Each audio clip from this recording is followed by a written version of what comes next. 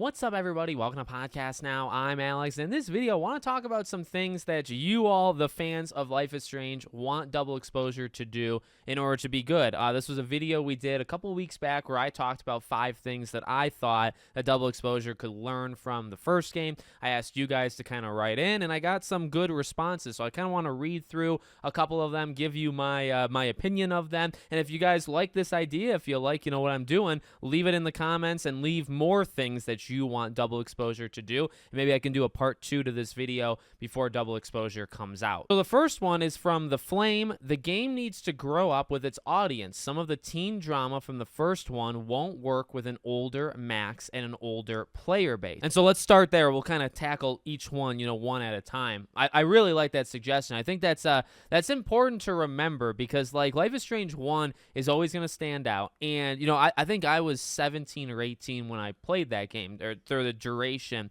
of that game coming out. And, I wasn't a teenage girl, I was a teenage boy, right? And I think it's not even just Max in the first game that I think helps it, right? Because you could say, well, do you relate to a teenage girl and like the struggle there? But it was kind of more than that, right? Like they handled a lot of difficult topics of bullying, and don't want to say the certain words, so we'll say like Kate's kind of arc, right? Like what she was going through and what she could ultimately do, right? Lots of different things that even if you can't relate to, like you've never gone through it, and even like the time travel stuff, right? If you can't relate to it, maybe you know somebody, or like say, Chloe losing her dad, right? Like that's something that maybe some people could relate to. It does have to do with Mac, and it was something that was almost like a B-side story, to the game, but it was also very impactful. And I think, going a little bit off course here, like one of the things that made Life is Strange 1 so good is it took these kind of B-side, kind of stories that were happening, on the outskirts and made them relatable to a lot of different people and made them impactful. And they kind of just like come and go,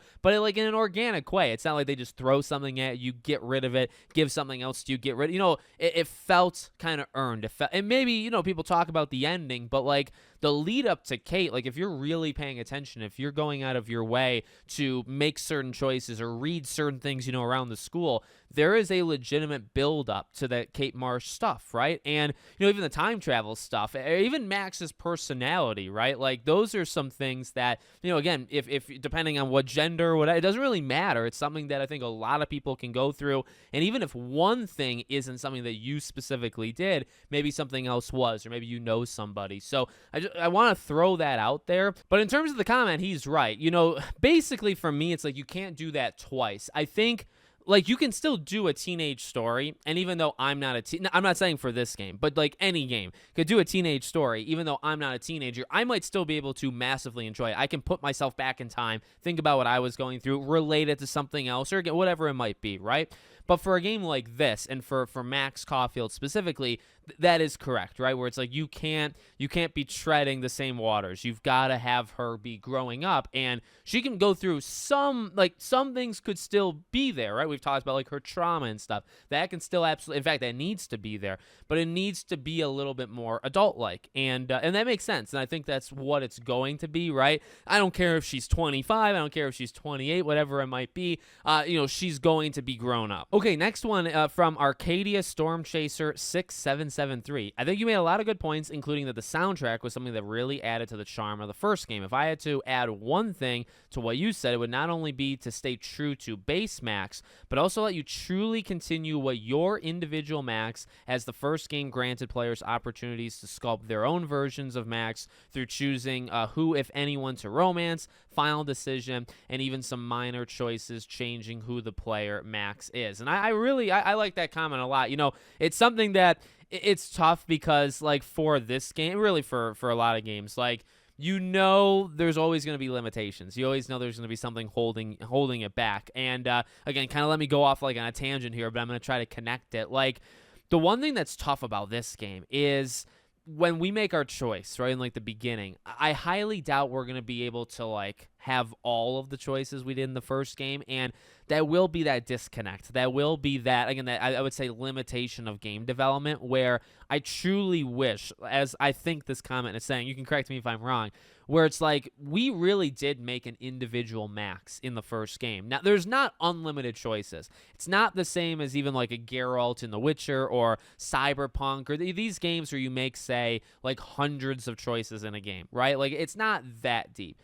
But it is a series of choices. And like, even as I was just saying, in the last comment, like smaller things, like did Max read this thing? Or did she talk to this character 2 times? Did she talk to him 3 times? Did she not talk to him at all? Those are things that they add up through the course of the entire game. And going into this game, you would like that stuff to all kind of carry over, right? The sad reality is, and even the games that let you make all of these choices in the world, generally as you go into them, the choices are limited. I remember like going into Mass Effect 2, you could choose the choices of Mass Effect 1. There's many choices of Mass Effect 1, and they did a good job of condensing it, but you're only making like 6 to 8 I don't remember the exact number. You're making less than 10 choices, right? And in the game you might make 50. So you have to condense it. Now in Mass Effect 2, you can make a ton of choices, but going into it, the character that you have, leading in from 1 is not 100% that character from 1, right? But that's something that, for me personally, it's about how they treat Max. Like, they've got to know some of the personality traits. And we've talked about it, right? Like, how witty she is, how, like, charming, right? Or in a kind of her own way, right? She's a little bit shy, a little bit, she speaks a little bit kind of differently or a little bit off. We've talked about that. I really like that. And, it doesn't have to be, oh, well, she read this versus she didn't read it. You just have to have that kind of charm of her character that was in that first game. You just have to move that into this game. And then in terms of the comment for double exposure, that would be cool. That is something, we'll see how expansive those choices are. They've made Before the Storm, they made True Colors, but you go back, again, being a sequel directly to 1, 1 has kind of this illusion of choice for a lot of it, and then it gets to the ending where it's just 1 of 2 choices. Nothing else you did kind of mattered. Will that happen again, right? Like, that's a big part. And I think I want to kind of talk about that in a separate video, but we'll see how far choices actually go in this game. I'm not expecting them to be massive, but at the same time, because of the 2 different timelines, right? And what you choose in 1, say with a character, the other one kind of happens, that alternate timeline.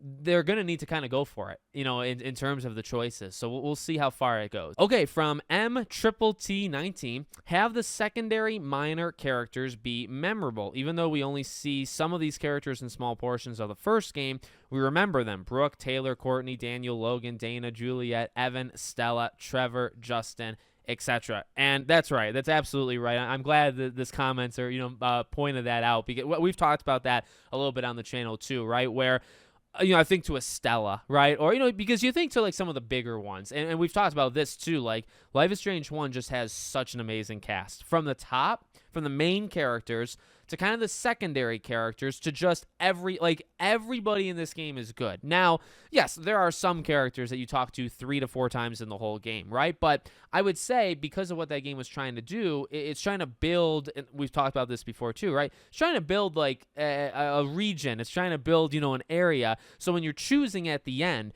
you're not literally picking like the words Arcadia Bay and the person of Chloe. You're picking the town. Like, you're picking these smaller characters, and they all add up. Maybe you didn't, maybe you only talked to some of these characters once or twice, right? Maybe you never talked to half of them, like, at all. But they all add up. But they're all pretty darn unique, and, for what it's worth, you actually can do an okay amount with some of them. You could, like, fly drones with some, with Justin and skateboarding, all that stuff. You can't actually skateboard, but, you can do an okay amount with some of these characters. Some of them you can't. Some of them you talk to, like, twice the whole game. But again, I think not only were they interesting, but it kind of built the whole thing. And, that Nathan, like, he's huge, and he's not even, I would say, a main character, right? Like, Warren, he's huge, but he's not necessarily a main character.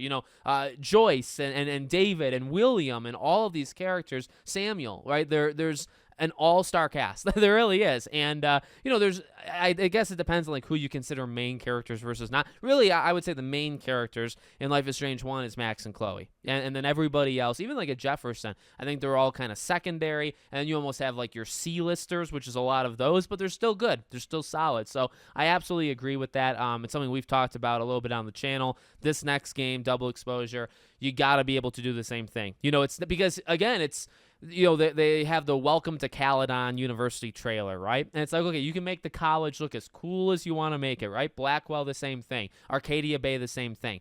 It's about the people inside it. And I'm not saying you have to choose between Caledon and Safi, at the end of the game. In fact, I kind of hope you don't. But, it's more about the people inside, the university, the people around it, right? That's what's going to stand out. And then it actually makes Caledon like a character of its own, right? It's why I always say, like, Arcadia Bay is a character. But to be honest with you, it's kind of a character because of the characters. If there weren't any good characters, like secondary characters, Arcadia Bay would just be a name, right? There's other things, too, in terms of the look. And, there was a real history to Arcadia Bay. So there has to kind of be the same thing for Caledon, right? Like, what's its history? Like, what's it going through right now? We know from, like, Arcadia Bay. We know from Blackwell, right? There's some politics in there. It's really like in a downward spiral with the Prescotts buying up everything, all the businesses, and they kind of own the town, but it's also just a struggling town. People have to work multiple jobs in order to make a living, things like that, right? That goes a long way as well. Okay, next one from Sean Red 2977. The game needs to acknowledge Max's past, but it does need to be a standalone game. Otherwise, all the critics already saying the game is just a cash grab will kind of be proven right. I think they can get the balance, but it's tricky, and there will always be people who won't be happy with whatever they come up with. The music is a must, and I think the bits we've heard already prove they're going to nail it. One thing I hope they don't do with the cop character is basically make him a copy and paste of David, where he seems like an adversary for most of the game, but then helps us save the day at the end. From what we've seen so far, it feels like it might go that way, and that's a great comment. So we'll kind of take it piece by piece, three-parter almost, right? The Max's past thing, you're right. It's something I've stressed quite a bit. I probably stressed it, to be honest with you, more than any other YouTuber that even remotely covers Life is Strange. But at the end of the day, I just want it to be the same Max Caulfield. Now, you have to be you have to evolve. A person, even you or I, right now, 10 years ago or 10 years from now, we're going to be slightly different. We're not going to be like an entirely different person, but some things are going to change, right? It could be maturity, it could be life experience, whatever it might be. At the same time, though, like, that is correct, right? Like, you have to acknowledge some things. You have to, I believe, keep it a continuation, but at the same time, you have to make this a standalone thing. Otherwise, as he said, there are people that believe that, and it's tough because, like, I guess I've even said that, but I've kind of taken it as respectfully as I can, where I've just looked at, I would say, the facts. Like, Life is Strange, I'll say it really fast because I've kind of said it before. Life is Strange 1 sold. Life is Strange 1 sold over 20 million units. That's unbelievable. That's very high. Life is Strange Before the Storm, 2, True Colors, none of them sold even remotely well, right? Or remotely as good. Maybe some of them did okay enough, but none of them even sniffed. I doubt any of them even made over 5-6 million units. So, there is a reason, I believe, why they went back to Max. I know they say their own reasons. I kind of believe them, but I also kind of believe that money has a factor to play. It's a business, gaming industry is a business, right? And I don't actually think there's anything necessarily wrong with it, as long as you're doing her justice, as long as, like, you're doing an okay story, as long as you're doing an okay game, you can bring her back. You're reaching back into the well, but you're almost kind of reaching back into it because you have to, so I kind of get that. And it's not like the well is dry. The well actually has some stuff that you can innovate with and push kind of forward, with Max and with the story. So I don't look at it as, even though I kind of acknowledge it, I don't look at it as negatively, as other people. The soundtrack part, completely agree. The music, I think, is just so freaking good in Life is Strange 1. And Chloe Moriando, I hope that's how you say her name. I mean, that September song, so I've listened to that song quite a few times. Really love it. Listening to the lyrics is interesting. When you think about how it might play out as like a Max kind of story in this game, I think she's got a great voice, and that song is really, really good. So I'm feeling good. I'm feeling good about the sound. I'm feeling good about the soundtrack and the music, because that's a very important part to all of these games, and they have to nail it, and I actually think they're going to as well. And then to the David thing.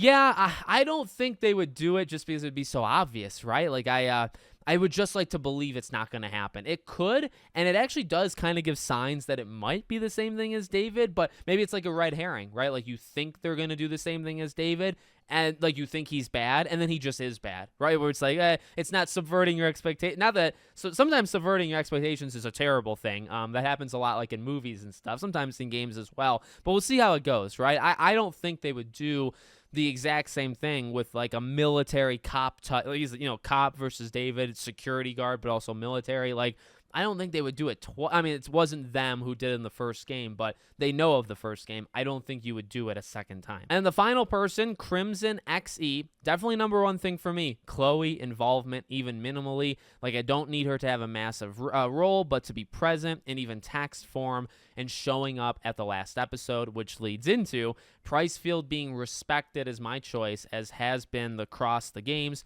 but especially in Life is Strange 2 by Don't Nod themselves, if the Bay ending was chosen. No breakup, instead of having them temporarily separated, whether by job or something like that has one in one location as another is wrapping up a prior thing before eventually reuniting. Not only because Pricefield made Life is Strange 1 and no other can rival it narratively after what the two went through together, but also Amanda is utterly lacking. I can respect that comment, and I didn't actually plan to like end it on Chloe. I know that maybe it's cliche to some people. I didn't actually plan that at all. But this commenter is right.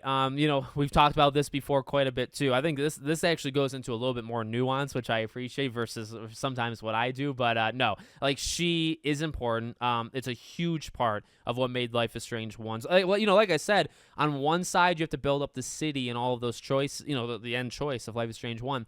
If you don't build up Chloe, it's too easy of a choice. Now, I have seen people that said, like, they never liked Chloe, so it's like it was an easy choice. Like, obviously save the town, not even because of the town, but because Chloe's just not good. And she's not going to, a character's not going to work for everybody, right? Like, Max is one of my favorite characters in gaming, period. She's probably definitely not everybody's fit. You know what I mean? Like, it's just not how it works. So I get some people aren't a Chloe Price fan, and probably more people aren't a Chloe fan versus like a Max fan, but she is important. She did make the first game, I think, better. I actually really did like her character and the journey that she went on, the journey that Max went on, with her. So I obviously, really, really want her back as well. And then, that second part to it of the respect. Again, we've talked about that 1,000 times. They've got to respect that, and so far they're only showing people the other choice, right, the other side. So hopefully they do it justice. And honestly, I know this person didn't necessarily ask. They brought up Amanda in the same way as the cop to David, right? That's something you also have to be kind of aware of too if you're them, where hopefully it's not a copy and paste thing a second time, right? Like, if you don't want the cop to be like David, hopefully you don't want Amanda or the next love interest or potential love interest. I don't even know if Max should have a 1,000% love interest. Maybe it should be optional, right?